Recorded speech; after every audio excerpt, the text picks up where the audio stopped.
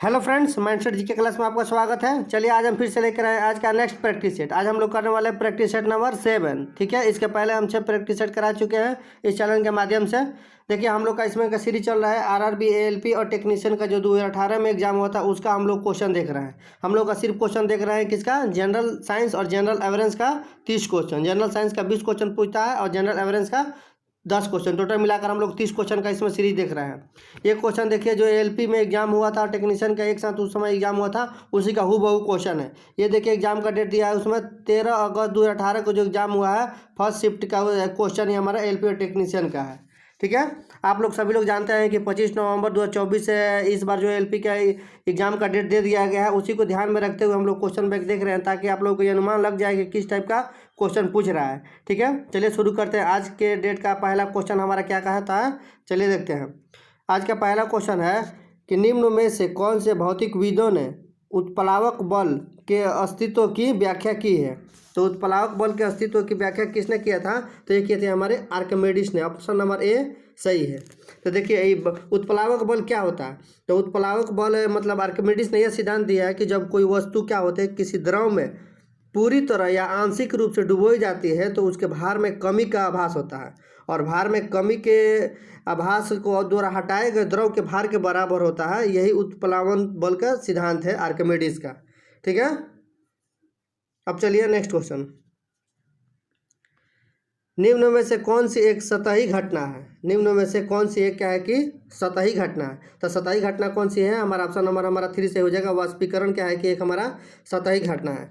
देखिए वाष्पीकरण क्या होता है कि द्रव के खुली सतह से क्या होती है कि सभी ताप पर धीरे धीरे द्रव का क्या होता है कि वाष्प में बदल जाता है, उसे ही क्या बोलते हैं, इवोपरेशन बोलते हैं, यानी वाष्पीकरण कहते हैं। इसका एक होता है वाष्पोत्सर्जन। वाष्पोत्सर्जन कहाँ होता है, तो देखिए वाष्पीकरण और वाष्पोत्सर्जन दोनों में बहुत अंतर है। वाष्पोत्सर्जन जो होता है पौधे के वायु भाग से जल का वाष्प में क्या होता है कि उड़ा देता है, उसको हम बोलते हैं वाष्पोत्सर्जन। वाष्पीकरण आपको अभी बताया है। ठीक है, नेक्स्ट क्वेश्चन देखिए। 2017 में एशियाई महिला मुक्केबाजी चैंपियनशिप की मेजबानी कौन से देश ने की थी, जिसमें भारत के प्रतिष्ठित मुक्केबाज मैरी कॉम ने स्वर्ण पदक जीता था। तो ये किस देश ने किया था, तो ये किया था हमारा वियतनाम ने। ऑप्शन नंबर हमारा ए सही हो जाएगा। उस समय का ये करंट अफेयर का क्वेश्चन है। ठीक है, नेक्स्ट क्वेश्चन बोल रहा है कि अपच का इलाज करने के लिए निम्न में से किस प्रकार की दवा का प्रयोग किया जाता है। तो देखिए अपच का इलाज करने के लिए किस प्रकार का दवा का प्रयोग किया जाता है, तो ये एंटासिड दवा का प्रयोग किया जाता है। ऑप्शन नंबर हमारा कौन सा हो जाएगा इसमें सही, 4 नंबर हो एंटासिड। एंटासिड का प्रयोग किया जाता है अपच के इलाज के लिए। ठीक है, वही क्या होता है कि एक दर्द को होता है, दर्द के लिए कौन सा दवा का प्रयोग किया जाता है, तो एनाल्जेसिक दवा का प्रयोग किया जाता है दर्द के दूर करने के लिए। ठीक है, analgesic. Next question. Next question बोला है कि कौन सा प्रसिद्ध क्रिकेटर तमिलनाडु की प्रो कबड्डी टीम जिनका नाम तमिल थालाई है, तमिल थालाई है, उसका मालिक कौन है, तो उसके मालिक हमारे कौन होते हैं, तो उसके मालिक हमारे हैं सचिन तेंदुलकर। ऑप्शन नंबर हमारा 4 सही हो जाएगा। ठीक है, अब देखिए नेक्स्ट क्वेश्चन। नेक्स्ट क्वेश्चन बोल रहा है कि भारत के मौजूद वित्त मंत्री अरुण जेटली कौन से राज्य से एक राज्यसभा के सदस्य हैं। तो देखिए कौन से राज्य के राज्यसभा के सदस्य हैं, तो ये हमारे हो जाते हैं गुजरात के। ऑप्शन हमारा 4 वहाँ के राज्यसभा के सदस्य थे। ठीक है, इनका निधन कब हुआ था, तो इनका निधन हुआ था हमारा 2019 में। ठीक है, दिल्ली में स्थित फिरोजशाह कोटला स्टेडियम का नाम अरुण जेटली स्टेडियम रखा गया है, उन्हीं के नाम पर अरुण जेटली स्टेडियम, फिरोजशाह कोटला का नाम। ठीक है, नेक्स्ट क्वेश्चन देखिए। 2017 में भारतीय नौसेना में शामिल होने वाली पहली महिला पायलट कौन है। तो 2017 में भारतीय सेना में शामिल होने वाली पहली महिला पायलट है हमारी कौन सा, शुभांगी स्वरूप। ऑप्शन नंबर हमारा 3 सही हो जाएगा।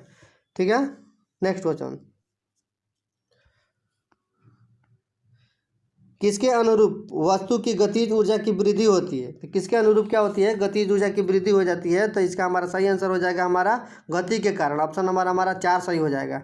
ठीक है, गतिज ऊर्जा गतिज ऊर्जा का फार्मूला क्या होता है, गतिज ऊर्जा का फार्मूला होता है ½ mv²। ठीक है, काइनेटिक एनर्जी इक्वल टू में हो जाता है ½ mv²। Next question.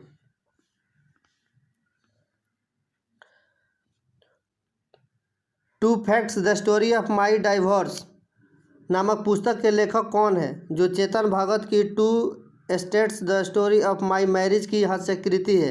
तो इसका सही आंसर हो जाएगा हमारा जूडी बालन, ऑप्शन नंबर 2 सही हो जाएगा। ये भी करंट अफेयर का क्वेश्चन है उस समय का। सोडियम कार्बोनेट की हाइड्रोक्लोरिक अम्ल से अभिक्रिया में उत्पन्न कौन सी गैस उत्पन्न होती है? तो सोडियम कार्बोनेट की हाइड्रोक्लोरिक अम्ल से अभिक्रिया कर जाते हैं तो कौन सी गैस उत्पन्न होती है? तो इससे हमारी उत्पन्न होती है कौन सी? कार्बन डाइऑक्साइड, ऑप्शन नंबर हमारा 4 सही हो जाएगा।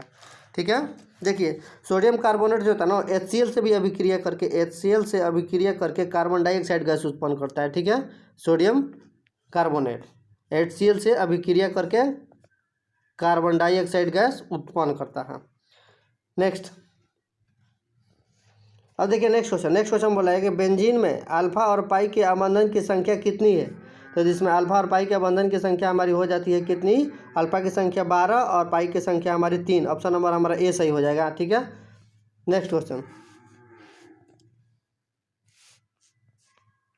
सिंधु घाटी सभ्यता के लोग किसकी पूजा करते थे? तो सिंधु घाटी सभ्यता के लोग किसकी पूजा करते थे? ये हमारे पशुपति की पूजा करते थे। ठीक है, पशुपति की, ऑप्शन नंबर हमारा 4 सही हो जाएगा, पशुपति की पूजा करते थे। अमीबा में किस प्रकार का अलैंगिक प्रजनन होता है? तो अमीबा में अलैंगिक प्रजनन किस प्रकार होता है? तो इसका होता है हमारा बाइनरी विखंडन के द्वारा। क्या होता है कि टूट कर अपना जो प्रजनन करता है। अमीबा का अर्थ होता है हमारा बदलना, अपने रूप को क्या करता है कि बदलना। इसका वैज्ञानिक नाम अमीबा प्रोटियम है। अमीबा प्रोटियम इसका वैज्ञानिक नाम है अमीबा का, अमीबा प्रोटियम। ये अपना क्या करता है कि आकार बदलते रहता है, रूप बदलते रहता है। अमीबा 21 संघ का अथी है, तो ये प्रोटोजोआ संघ की प्राणी है। नेक्स्ट क्वेश्चन, प्रकाश संश्लेषण के दौरान बने उत्पाद कौन से हैं? प्रकाश संश्लेषण के दौरान बने उत्पाद कौन से हैं? तो इसमें हमारे बने उत्पाद होते हैं ग्लूकोज हो जाएगा, जल हो जाएगा और ऑक्सीजन हो जाता है। ठीक है, प्रकाश संश्लेषण के द्वारा। देखिए प्रकाश संश्लेषण के लिए ना कार्बन डाइऑक्साइड, पानी, कार्बन डाइऑक्साइड H2O यानी कार्बन डाइऑक्साइड, पानी, क्लोरीन, क्लोरोफिल और सूर्य के प्रकाश की क्या होती है कि आवश्यकता होती है। ये 4 तत्वों की आवश्यकता होती है। कार्बन डाइऑक्साइड, पानी, क्लोरोफिल और सूर्य के प्रकाश की आवश्यकता होती है प्रकाश संश्लेषण के लिए। ठीक है, नेक्स्ट क्वेश्चन, हीरे के कार्बन परमाणुओं के बाहरी कोश में मुक्त इलेक्ट्रॉनों की संख्या है कितनी? तो हीरे जो होते हैं उसके कार्बन के परमाणु के बाहरी कोश में मुक्त इलेक्ट्रॉनों की संख्या हमारी कितनी होती है? तो ये हमारी 0 होती है, ऑप्शन नंबर हमारा ए सही हो जाएगा। ठीक है, 0। देखिए हीरे में क्या होता है ना, प्रत्येक कार्बन परमाणु 4 कार्बन परमाणुओं से बंधन बनाकर बनता है, वो भी 3D संरचना बना के। हीरे में प्रत्येक कार्बन के लिए परमाणु की क्या होती है? sp3 संकरण होता है, sp3 संकरण होता है। यदि किसी सुधारात्मक लेंस की शक्ति दे दिया हमारा +2 डायोप्टर। ठीक है, तो ये किस प्रकार की लेंस है? ठीक है, तो ये किस प्रकार का लेंस है? तो ये हमारे प्लस में दिया था यानी उत्तर लेंस हो जाएगा। हमारा ऑप्शन नंबर ए हमारा सही हो जाएगा, उत्तर लेंस। ठीक है, लेंस की शक्ति क्या होती है? अगर धनात्मक हो जाता है, यदि लेंस की शक्ति अगर धनात्मक हो जाता है तो हमारा उत्तर लेंस होगा। वही अगर ऋणात्मक हो जाता है यहाँ पे तो हमारा अवतल लेंस हो जाएगा। ठीक है, नेक्स्ट क्वेश्चन देखिए। अब देखिए नेक्स्ट क्वेश्चन बोला, यह दर्रा जम्मू कश्मीर की जास्कर सीमा में है। श्रीनगर से लेह तक का ये क्या होता है कि सड़क मार्ग इससे होकर गुजरता है। यह सिंधु नदी द्वारा बनाया गया है। इस दर्रे की पहचान करें। तो वो दर्रा कौन सी है? तो ये हमारा जोजिला दर्रा है, ऑप्शन हमारा ए सही हो जाएगा। ठीक है, एक होता है बनिहाल दर्रा। बनिहाल दर्रा कहाँ पे किस किस को जोड़ता है? तो बनिहाल दर्रा क्या होता है कि जम्मू से श्रीनगर को जोड़ता है। वही होता है एक बुर्जिल दर्रा जो श्रीनगर से गिलगिट को जोड़ता है। एक होता है सिपकिला दर्रा का निर्माण कहाँ हुआ है? सतलज नदी पर हुआ है। नेक्स्ट क्वेश्चन,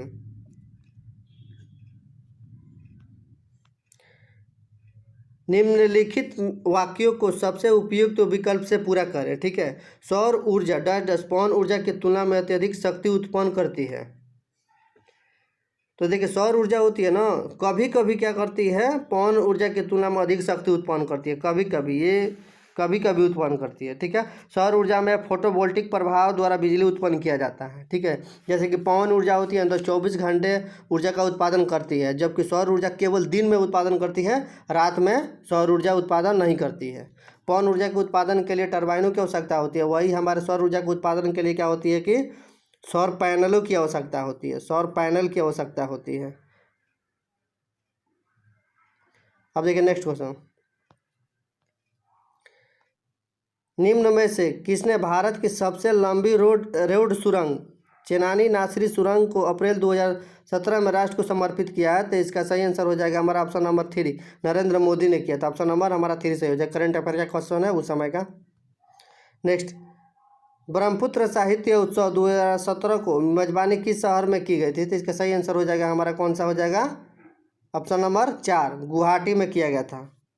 नेक्स्ट क्वेश्चन, अब देखिए हमारा नेक्स्ट क्वेश्चन बोल रहा है कि इनमें से कौन सी गैस नोबेल गैस नहीं है?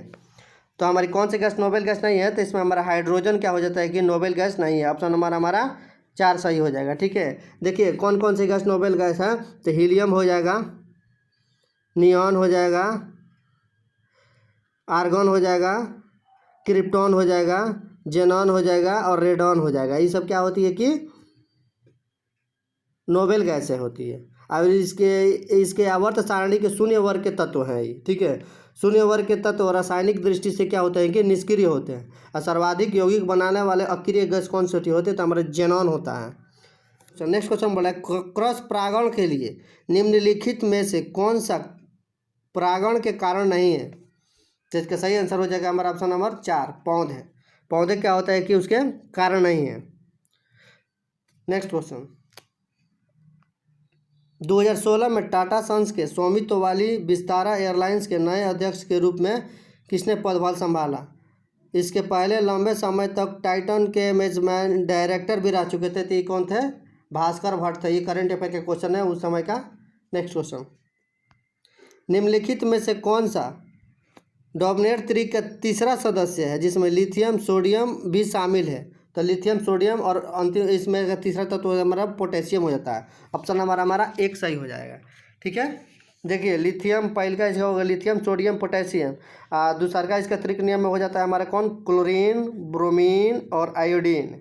ठीक है, नेक्स्ट क्वेश्चन, विद्युत रोधियों की प्रतिरोधकता कितनी होती है? तो विद्युत रोधियों की प्रतिरोधकता होती है हमारे 10⁻12 ओम मीटर से लेकर 17 ओम मीटर तक होता है। ऑप्शन नंबर हमारा 4 सही हो जाएगा। एक वक्रीय दर्पण जिसमें परावर्तक सतह अंदर की ओर वक्रित होती है उसे कहा जाता है? उसे क्या कहा जाता है? एक वक्रीय दर्पण है जिसमें परावर्तक सतह अंदर की ओर वक्रित होती है, उसे क्या कहा जाता है? तो उसे कहा जाता है हमारा कैसा? अवतल दर्पण। ऑप्शन नंबर हमारा ए सही हो जाएगा। ठीक है ना। अब देखिए अवतल दर्पण को क्या होते हैं? अभिसारी दर्पण भी कहा जाता है। अवतल दर्पण को